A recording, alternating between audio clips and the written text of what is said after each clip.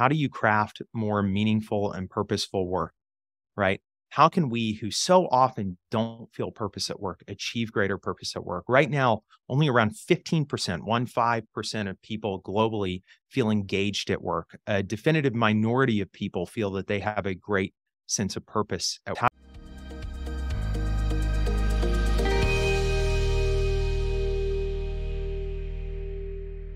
This is your daily real estate syndication show. I'm Dina Berg, hosting in for Whitney Sewell today. Today, our guest is John Coleman. John Coleman is an investor, a writer, and a public speaker, a frequent contributor to Harvard Business Review. John and his work have been featured in Forbes, the Washington Post, the New York Times, the Financial Times, the LA Times, among many other publications. Let's just say he's prolific. He previously published Passion and Purpose and How to Argue Like Jesus. John is a frequent public speaker. You can find him addressing hundreds of audiences, from college campuses to conferences to corporations to nonprofits. And we're going to find out more about what John is up to today. How is he applying the content of the books that he has written to what he's doing in his professional career? I know you're going to find a lot of value from my interview with John. Let's talk to him now. John Coleman, welcome to the show. I'm so glad that you're here today. I am very excited for everyone to learn about what you do and who you are. So thank you for being with us. Yeah, Dina, thanks for having me on. I'm excited to be here today. So you and I have something in common. We both host podcasts once in a while. I want to hear a little bit about your podcast hosting. But first, why don't you just take a moment and give us a brief introduction about you, and then we'll dive into some of the highlights. Yeah, so John Coleman, I live in Atlanta, Georgia, where I've got a wife and 4 kids, 10, 8, 4, and 2, which is a non-trivial amount of my time these days, chauffeuring people around to summer camps and to athletic events and things like that. They're awesome kids. I've spent most of my career in investment management, working within the investments world, although I've done a little management consulting with McKinsey and a couple of other things. Grew up in Columbus, Georgia, mostly, which is a little south of Atlanta, where I live now, and went to school at Berry College here in state. And so I've been a Georgia boy most of my life. I lived away for a little while, but came back pretty shortly. And I've been back in Atlanta for the last 13 years or so.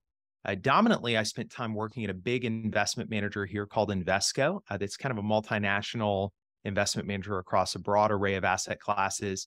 And then about 3 years ago, I switched to help lead a firm called Sovereigns Capital, which we can talk about a little bit more, but it's a values-driven investment firm. And then I have some hobbies. One of those is writing, which we can get into talking about, but I love to write, love writing about leadership and personal development, even written a little fiction. And so some people golf. I'm not very good at golf, so I keep writing on the side. Whenever I get invited to some kind of golf event, I'm like, oh, what kind of excuse? Not a golfer either. I can caddy. Yeah. Yeah, I can keep the conversation rolling, bring the fun. Give me a little tidbit about each of your kids. Oh, gosh. Oh, man, I could give you more than a tidbit. I'm tempted to pull up my phone and show pictures. So the youngest is a little guy, Pax. He's 2 years old. He wears glasses. His vision's not so good. And he is just the sweetest kid in the world, and he loves to sing. So when we're in the car, we'll turn on the music. He's our DJ, so he always requests what songs he wants. And he'll just start singing and shouting out. And it's like the cutest thing in the whole world. And we post videos of it on Facebook all the time. Josie, the next one, is 4. And she loves animals more than you or I love anything in our lives, I think. She thinks she is a different animal every week, practically. She has many imaginary animal friends, just loves animals so much. Olive is my second oldest, I guess. She is our dramatic person. She's taking guitar lessons. She loves theater. She loves dance. She's our creative kind of dramatic person. And then our oldest, John Wyatt, is the least creatively named, unfortunately. My name's John, too. And he is just the most authentic, serious 10-year-old you've met in your life. He's like the prototypical oldest child. He is awesome. He, too, plays guitar. And his sister were trying to learn Brown Eyed Girl yesterday as they were playing together. And he's just the cutest kid in the whole world. So I'm really grateful for all of them. Amazing. Thank you for that. I always think it's helpful to kind of picture a family when I'm listening to somebody share what their life looks like. So that's great. Okay, so you started in a bigger firm. A lot of our guests are, they're talking about their operators. They're in the real estate world. You're in the investment banking world. But my guess is that you also have quite a stint as a passive investor, as well as being an active investor. So, and I think one thing that's unique about you is, from my understanding and all the things that you're involved with, your faith is very important to you as you navigate the investment world. Tell us a little bit about that and the genesis of that journey in your professional life. Yeah, absolutely. So faith has always been a part of my life, and it's really informed my community activities. It's informed my personal values, my family's values. I grew up in a Christian home in the South, went to a Christian high school, in fact, and really never had one of those periods where I drifted too far from that. In college, I was maybe a little bit lax about showing up to church once in a while, but it's informed all of the stuff that I like to do, including the passions we have in the community about things like education, including the writing I do, which is largely intended to help people live better lives or to flourish. And in investing, it had always been a little bit of a gap, honestly. I had not thought how to actively integrate my faith in investing quite so much. I knew the way that I wanted to carry myself at work, and that was informed by the values that I held dear, the way that I treated people, the types of investments we did, making sure that we were acting in people's best interest, that we were looking out for them, that we constantly operated with the purpose of what we were doing in mind, thinking about the end client and what they were experiencing.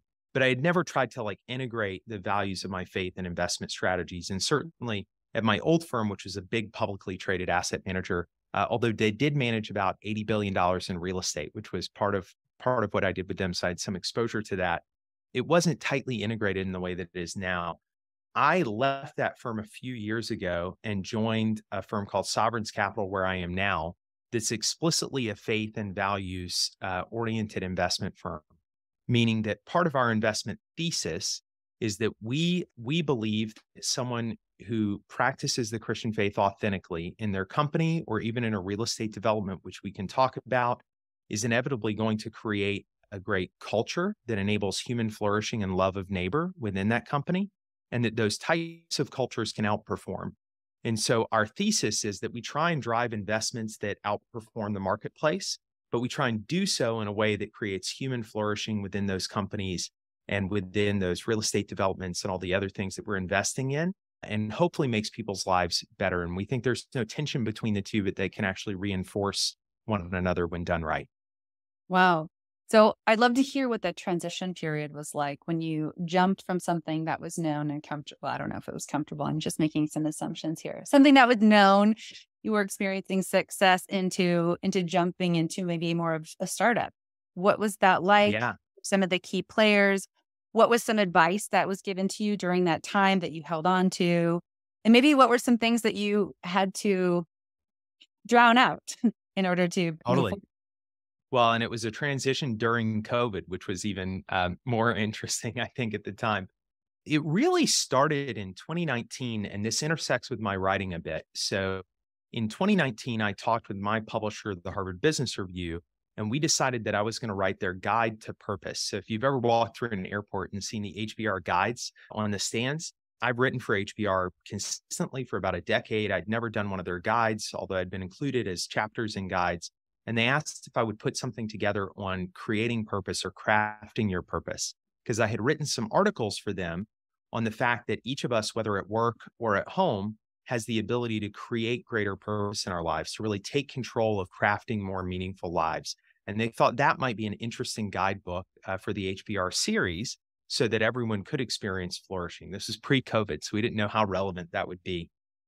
As I started writing that, I became increasingly convicted, honestly, that I needed to refresh my own sense of purpose in my work.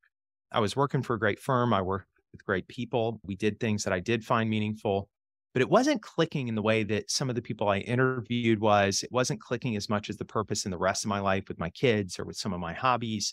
And I started down this journey of thinking, what would it look like to have a renewed sense of meaning and purpose in my own work, given that I'm now preaching to people about trying to craft greater purpose in theirs. So I didn't want to feel like a hypocrite.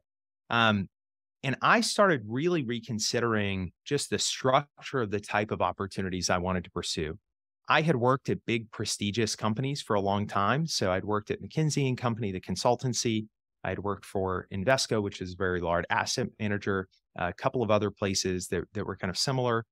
And I thought it might be the right time for me to start thinking more entrepreneurial and to build something. I knew I wanted to find something that I felt was tightly aligned with my values at the core of the work. So, not just in the way that I lived my work, but that the work itself was really meaningful for my values.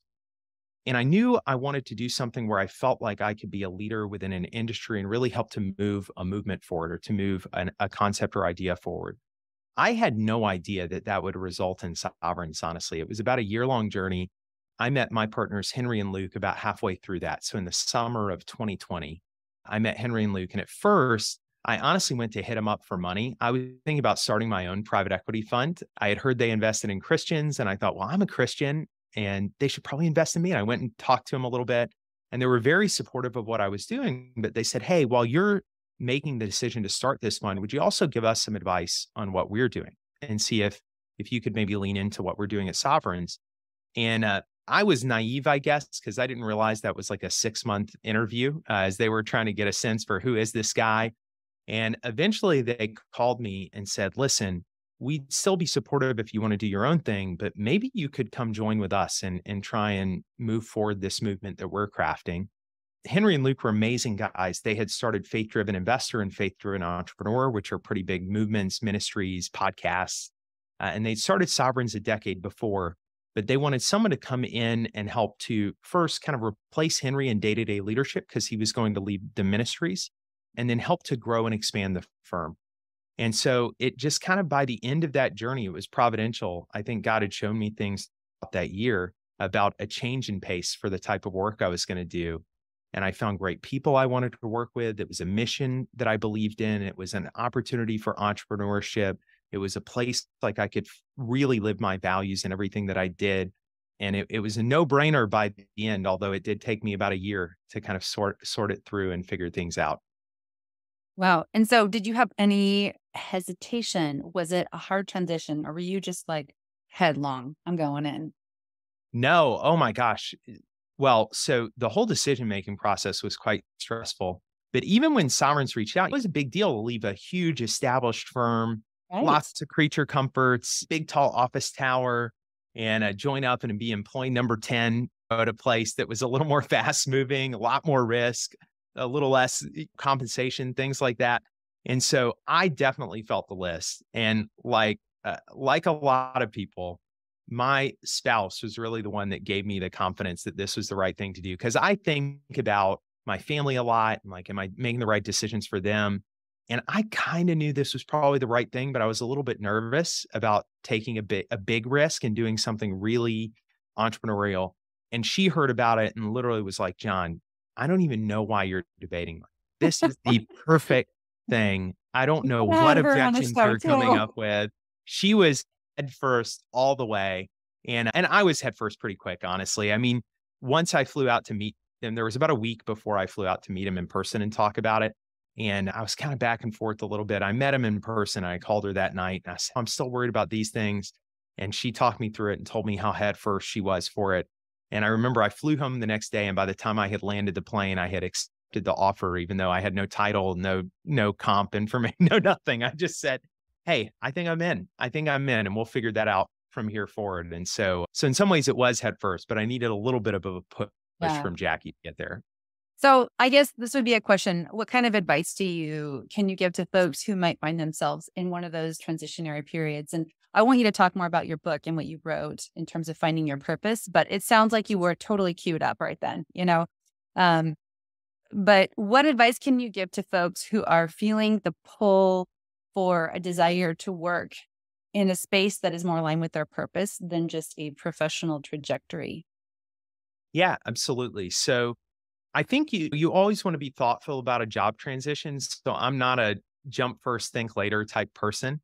And I do think it's worth if you're in a job, if you're in a career, the first thing I tell people is if you're feeling a little less motivated than normal, think about if there are ways to rejuvenate that, right? Because we all go through periods of time working within a company where we're more or less excited, and it can still be the right place, right? It can be really rewarding to craft a career in one place. And so I always encourage people to really think, is this the wrong place for me, or do I just need to reinvent my experience where I am, rethink what I'm doing, talk about changing some of my activities, shift my responsibilities, approach my work differently, because that's always the easiest transition. There are points where you come to believe I need to find something new. And the first step I always encourage people to do is I'm a big nerd, so I did this at first, was to kind of write down what you value, right? So what are you really going to value in your next job? And it's almost got to be this brutally honest grid, right? Where it includes money and prestige and purpose, maybe the Mhm. type of industry you want to be in. Whatever those 5 or 10 things are for you that you value in a job. And you got to be honest about how much each of those matters to you. And then you have to share it with somebody. For me, my wife was the one I shared it with. And we had to have a discussion around like, hey, it's probably true that you value that thing that highly, but you probably shouldn't. So maybe we should talk about that and like figure if that should move down. So it's really kind of a fun ideas-based discussion. And once you narrow down, like, what am I looking for? I think it frees you up to really think about the different contexts you may not have explored that you could. And then I'm a fan when you're in a real search like that of just talking to as many people as possible, listening to what their days are like, not asking them for jobs necessarily, but I probably reached out to 50 or 60 or 70 friends and said, hey, can I get coffee with you and just hear about what you do? Because it sounds really interesting. Can I hear about what your activities are like day to day? Like what gets you fired up? And through the course of that, I think it really changed my opinion of what I might get motivated by. I had never really considered entrepreneurship. I'd never even heard of faith driven investing before. I was at a point in my career where I was mostly managing people, and I realized I missed being really hands on in legal documents and deals and things like that. And I needed to get some of that back to feel really motivated. But it was through a journey of explicitly laying out those values, having a lot of conversations and trying on mentally these different contexts that I was able to, I think, narrow it down. And then frankly, in the midst of having those conversations, organically, a lot of opportunities arose, right? Because people realized, oh, I talked to John the other day and he was thinking about something similar. Why don't I put you guys in touch? And so Mhm. there was a lot of activity like that, where even though in those conversations, I wasn't necessarily looking for the next thing, as people got to know me, those opportunities arose. Yeah, synergies. I think it's kind of what you're touching on is that something can awaken in the other in conversation.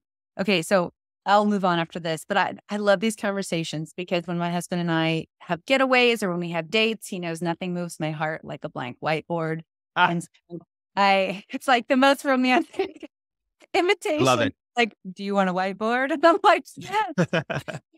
So what does that look like? Do you have huge Post-it notes? Do you just sit down with paper or are you just like literally writing out things or are you creating that list of your top things? Oh, such a good question.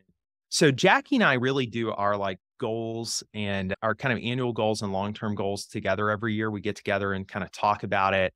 That really looks like sheets of paper, or we'll write them down on a piece of paper and kind of talk about them. For the job planning and stuff, I'm a big nerd. So Post-it notes have never really been my thing. I'm an Excel guy. So I actually Okay. created, this is terrible. I created a grid of these values I was talking about in Excel. I then Yeah. weighted each of them. And then I had like different positions or jobs that I was considering as like the columns in it. And I actually came up with like composite scores for each of the opportunities as the thing that we could talk. I know. I know you're already regretting having me on the podcast. And then like we would literally sit and talk about like the weightings in Excel. I'd be like, Jackie, do you think this is weighted like properly? Do you think I signed the right numerical score to this opportunity? But it was like a little structure I could put together and like think through how all these things were really shaping up. And at the end of the day, I will say Sovereign's got the highest composite score.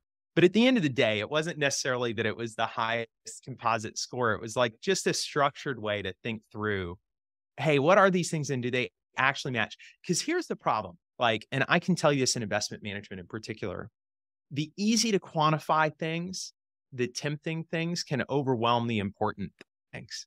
The Mhm. easiest thing to do That's is good. fall Say into that again. taking the job that's the most money or the most power or the most prestige. Mhm. And like money's important. I've got mortgage, I've got 4 kids. I don't mean to discount that for people, but the job that would have paid the most money would have not been the right job, right? And so to have a structured framework around that, that forces you to say like, okay, I have to meet that threshold and here's how much that means to me, but look at all this other stuff. And frankly, weighed against these other things like, I'll be fine with almost anything on this page in the money bucket. So where am I going to get the other stuff, right? That really is meaningful to me? Because in the absence of a real thoughtful framework around that, you default what's easiest to see and measure and manage. That is so good. I'm so glad I asked you that question. I had no idea what a good answer you were going to produce. I mean, it's perfect for the role that you're in and for the work that you do. You've been trained to make these kind of decisions. This is why people hire you. It's the discounted cash flow model of purpose for my next job. Yeah, it's That's inspiring. good. I love that. But no, it's helpful, I think, when you talk about how to make a decision or how to do something. I always want the brass tacks of how does it actually happen and what does it look like in your house. So thank you for that. I want to hear about sovereigns more, but first let's talk about your writing, because I love in your own personal story that was the pathway that led to sovereigns. So tell us a little bit more about your book. Yeah, absolutely. So I've always loved writing. I actually thought about being a journalist or an academic briefly after college. And then I realized I didn't like writing what was assigned to me. I liked writing what I was interested in at the moment. And I started a relationship with Harvard Business Review on that front about 12 years ago now, because when I was in graduate school, I wrote a book on next generation leadership called Passion and Purpose with two classmates.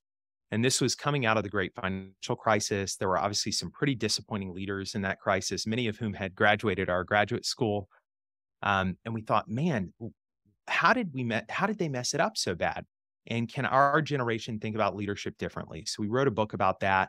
That led to me staying in touch with HBR and just writing 5 or 6 articles for them a year. I focused a lot, frankly, on leadership, personal and professional development, partially because as an investment manager, I couldn't talk about companies quite as much as some people. I couldn't talk about politics and things like that. And so this was an area that I was passionate about because I thought it was meaningful for people's lives. There was also an open lane for me where I could write pretty freely about what I thought. Over the course of time, a lot of that writing gravitated towards how do you craft more meaningful and purposeful work, right? How can we, who so often don't feel purpose at work, achieve greater purpose at work? Right now, only around 15%, 15% of people globally feel engaged at work. A definitive minority of people feel that they have a great sense of purpose at work. The majority of people don't. If you look at statistics on purpose, meaning happiness, they're all headed in the wrong direction, right? We have a growing number of people who are unhappy, who are angry, who are stressed out. We even have incredibly tragic things like increasing rates of mental illness, even deaths from despair, which are things like drug overdose and suicide, which are obviously at the extreme end of things. But it's very clear to us that even though modern society is richer, it's not a more purposeful society, that people aren't actually living meaningful lives.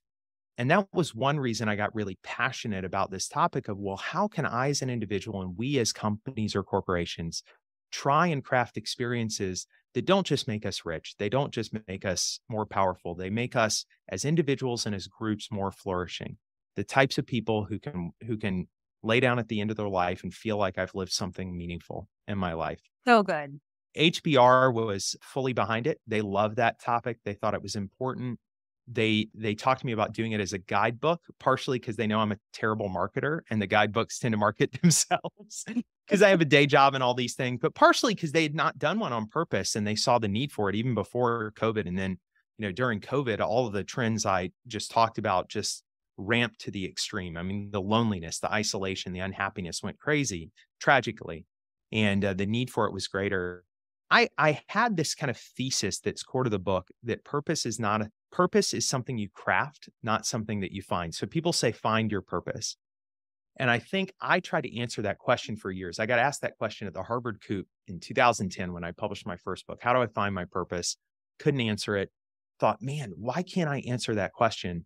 And I came to believe that it was the wrong question because I think it contains 3 fundamental flaws. The first is that purpose is a thing that you find, and I think it's something that you build or craft. I think almost any life can be meaningful. I think almost any work can be meaningful. I think that almost anything you do can be embedded with meaning, but you have to find it. You have to craft your mindset around it, and you have to build that into whatever you do. The second was that purpose is a single thing. How do I find my purpose? And there are so many young people today who are super angsty about, how do I find my purpose? What if I mess it up? What if I end up in the wrong thing? And I don't think that's the case. I think that's one reason that so many people are unhappy is because they've looked to one thing, whether a relationship or a job, to define all the meaning in their life. And if that goes away, you lose everything. And I Mhm. think a better life is one with multiple sources of purpose that you rely on, relationships, jobs, things like that. And then the third was that purpose is stable over time. How do I find my purpose? And I think it shifts over time. And I encounter this with a lot of people, frankly, in middle age who wake up one day and they're not as motivated about their job anymore. And they think I've wasted my life. And I say, well, maybe actually you did love your job 10 years ago and you just don't anymore. And that's fine, actually. Like a lot of us go through that. We go through different phases and it's about reinventing yourself, not about feeling as if you wasted your time or your life. And so on those three principles, we kind of built out a book to help people craft greater purpose in their personal and professional lives. So good. I love that. When you open the book, is it like a workbook or is it actually like a chapters based book that you're reading It's through? chapters based. It turns out people are really bored reading workbooks. So we tell a lot of stories, or I tell a lot of stories. I interviewed some amazing people for this book. Those are my favorite parts. Amazing companies. Sometimes the book opens with a bus driver down in Dallas who has like the most inspiring story and just turned the job of being a bus driver into being this counselor and caretaker for kids in a way that was totally revolutionary. I talked to teachers, investment managers, airline employees, just all kinds of fun folks. And then it is broken down by topic with questions that you can work through to make it practical. So we did try and end each chapter with a series of questions that if you're trying to work through this and redefine your own sense of purpose, hopefully you can do so in your own kind of purpose journal or something similar. So give us the headline of what your purpose is. My purpose. Well, remember, I think it's multiple things. I think it's multiple things. And so I think at work, if I try to like boil down my core purpose, we actually just rewrote the mission statement of Sovereigns, and I helped rewrite it. So I should agree with it. And it was to love God and love our neighbor through investing. So Jesus said the two commandments are to love God and love others, or love your neighbor. And so we thought, not original for Christianity, but probably original for an investment firm. We wanted to be that at the core of what we're doing. And frankly, personally, for me in my professional pursuits now, I weigh every decision against that. Is what I'm doing now loving God and loving my neighbor through investing? And then outside of work and even within work, there are multiple sources of purpose, relationships, community activities. In the community, educational opportunity is probably my big motivating factor. I do a lot of work with charter schools, with public schools, with just education for kids, because I think that opportunity is so important. For me, it's about building a life that has this like fabric of meaning in everything that you do, even if within particular activities like a firm, you have a very clear mission. Hmm. So let's talk about that firm. So we're transitioning from your writing, which is very much integrated with your work and what you're doing, and iterative according to different seasons of your life and your purpose. Talk to us about Sovereigns. I mean, you've just shared the vision, the mission statement, which I love. How can people invest according to their faith? I mean, I think majority of folks have their brokerage accounts. They have their different allocations. Take us from a classic approach to investing to what are you guys doing that's different? What is the competitive advantage to a Christian or to a non-Christian? I mean, that's what you said is you want to outperform the market, but walk us through what some of that looks like. Yeah, such a great question. And I owe a huge debt of gratitude here to the people that I joined here, Jake Thompson and Luke Roush and Henry Kasner, who came before me at this firm, others in the industry like Eventide, who have been working on this for a while. Faith integration is no different than any sort of values-based investing. The dominant form that we hear of today is ESG, right? Which has become a controversial topic. Some people are still wildly in favor of it. Some people have raised objections, but it's roughly $35 trillion of assets in the world today. And so Wow. the truth is that even every one of your listeners right now who has any of the things you described, a 401k plan, et cetera, is values-based investing. They may just not know that they are, right? Because the big global asset managers are ESG investors. And so naturally, they're defaulting into positions in ETFs or direct indexing portfolios or even real estate holdings where there are often values expressed. They may just not be aware of what those values are. And so I like to remind people, every audience I talk to, If you've got money in the markets, 35 of the $120 trillion in managed assets around the world are ESG right now. You probably have exposure to that. You probably are already a values investor. You just don't know it. The way that that manifests is a few ways. There are different frameworks for this. One of the ones popular in the Christian world is avoid, embrace, engage. I think of it slightly differently, but I'll use that framework for now. Avoid is a very simple way in which you try and exclude stuff that you don't feel comfortable investing in. And the easiest way to do this is negative screens in public equities, right? John Wesley actually defined the first of these back in the 1700s, founders of Methodism, who preached against including investments in slavery and alcohol and tobacco and gambling and things like that. In the modern world, you find a lot of those negative screens. In the Christian world, at least, include like gambling, adult entertainment, alcohol, drugs, things like that. In the mainstream world, it can include things like excluding fossil fuels and ESG, which is a big component of that, excluding things that are environmentally unfriendly, et cetera. That's negative screening. It's basically staying out of companies you don't believe in or real estate developments you don't. Embrace is where you actually try and positively screen for new things. And this is where our firm is focused. So from our point of view, Christianity is more about what we're for than what we're against. And traditionally, negative screening has dominated Christian investing, meaning we're just about what we're staying away from. We don't think there's anything wrong with that. And there are categories that we don't invest in for sure, right?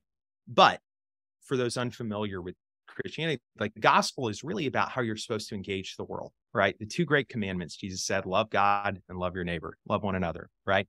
And if we can't find a way to manifest those positively in our investing, then we don't feel like we're fully living out that faith mission statement.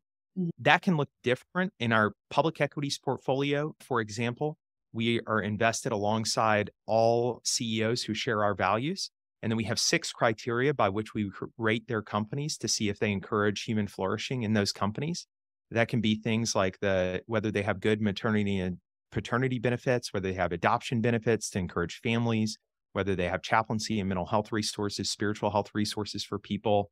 And the thesis is that those great cultures have higher client retention, higher employee retention. They attract great talent. And so far, that's been proven out in the data that we see both in non-Christian culture surveys, where there was a London Business School economist who noted that top quintile cultures typically outperform by like 250 to 350 basis points. Wow. And that's been reflective of what we found too. In private equity companies and venture-backed companies, we have a lot more control. And so we can introduce all those things that we screen for, right? That we try and positively encourage in companies. So we can try and introduce a positive mission, redemptive products and services, trying to target industries that we think need to grow. One of our latest investments will be in the entertainment industry, where we think there's a really constructive approach that's being taken by this group that we're going to come alongside. But even in like, we own a piece of the largest used fire truck company in the country. And just the way the CEO there, James, approaches his people, approaches his business is revolutionary. Like we actually take people on field trips to go meet him because the company is so transformational and changes the way people run. And it's got a lot of fire trucks, which is interesting. And then there's the engage part. On that one. Oh, totally. They'll finally respect my job. And then there's engage, which is in public equities. Again, this is super popular in ESG. Every asset manager in the world writes shareholder letters to companies. In the Christian world, we've really not done that so much, even though in 1971, the modern activist investing movement was kicked off by the Episcopal Church, which introduced a board resolution with General Motors to stop their operations in apartheid South Africa. They lost. They got voted down. The Harvard Endowment was part of voting them down. Their only ally was the lone Black board member at General Motors, Leon Sullivan, a Baptist pastor from Philadelphia, Pennsylvania. And even though they lost, eventually, over the next few years, the entire corporate world introduced what are called the Sullivan Principles, named after Pastor Sullivan, which was all about appropriate operations in apartheid South Africa, right? We think there's much more room now for those sorts of things, whether it be human trafficking, proper treatment of employees, just a number of issues. And so I think in your portfolios, particularly working through asset managers, there are ways for you to engage companies to do better.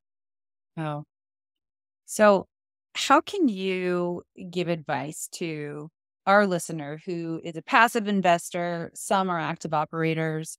and they have your typical investment portfolio, how can they begin to think about influencing through the criteria that you mentioned or some of the lenses that you mentioned, transitioning over? It seems daunting and overwhelming. What are some baby steps that people can take to begin to consider that and to even ask themselves the question, what do I want to invest in and what do I not want to invest in? Such a great question. The first is almost for you to sit down and say, what are my values in investing and what do I want to see in the world? Like, what Create a am I weighted trying to learn? spreadsheet. Yeah, you definitely need a weighted composite spreadsheet. But it's kind of like reflect on what matters to you. And ESG is dominantly oriented around the environment and social justice issues, for example. You can read all about it and you can see if that is your thing. You can read about faith-driven investing and you can see if that's more your thing. There are a ton of variations of this. Once you kind of understand what you are most aligned with, the easiest step you can take is picking a wealth manager or an asset manager to work with you whose values aligned, who can execute on your behalf. Mm. There are awesome wealth management firms out there in our world that, for example, work with people of faith quite often, or even if they're not people of faith, with people with very strong values and they're oriented around that. And they're welcoming of creating portfolios and approaches for them that align with their values. Mhm. There are asset managers like us who have very explicit strategies. And again, you're probably invested today in asset managers that have very explicit values. You just might not know what they are, right? For And so better or we'd for say, worse. for better or for worse, right? And there's been a lot of uproar about this recently. And so I think it's worth, if you've got ETF holdings in Vanguard, State Street, BlackRock, like figure out what those companies advocate for because they have a voting strategy, right? Figure out if that aligns with you. And if not, find an alternative, right? An asset manager or a wealth manager who matches with you. That is the single most important thing, I think, for most normal investors. When someone gets to be incredibly high capacity, their ability to do private investments, to really go into unique marketplaces, to do conventional, quote unquote, impact investing with concessionary returns can pick up. And we could talk about that a lot because we're deeply engaged with that community. But I'd say for 90% of people, it's about picking the right wealth manager, sharing your values with them, and then having them make sure that you're partnered with asset managers who also are advocating for those values. That is good. That was really concise and helpful. I feel like for a lot of folks thinking about how to transition if they are interested, that's a really good, succinct piece of advice. We are coming to the end of our time. I just want to ask you if you have a parting shot to the listeners of this show, taking into account who you are. You're a purpose-driven man. You are looking into expanding human flourishing on the earth. What is a piece of advice? What is anything that you want to say or share as we wrap up? I would say don't settle with your life, right? A lot of us get into a rut and we start to feel a little bit hopeless about it. And we start to think, man, I've chosen the wrong path or this is not going to get better. And that's a pretty discouraging thing to say, but a lot of folks are there, honestly. And I would say don't settle for your life. If you're not excited about the sources of purpose in your life, find some, right? Invent some, take control. One of the messages of the book I wrote was that we don't have to find something. There's no pot of gold at the end of the rainbow. This is about us taking control of our lives and making them better every day. And I truly believe that each human being has infinite potential individually and the infinite opportunity to create something incredibly meaningful with their lives. And for some people, that's intimidating. And to them, I'd say just get started on that path. Don't give up and think that you're kind of stuck in something, and view each day as an opportunity for you to really lean into that and define what about you and what about the path that you're charting can be unique and can be special because you have a lot to offer to the world. And one of the saddest things is to watch people kind of resign themselves to not experiencing the kind of impact that they want to have. And instead, they have this opportunity for daily reinvention that can be really powerful. Mm. So rich, so direct, so helpful. John Coleman, can't thank you enough for being here today. You've shared some great wisdom, some great ideas, and also some great stories about your own life. Thank you so much. Thank you, Dina. Thank you so much for joining us today on your daily real estate syndication show. Again, this is Dina Berg hosting. Don't forget to like and subscribe. We value your feedback to our show. Thank you so much and have a blessed day.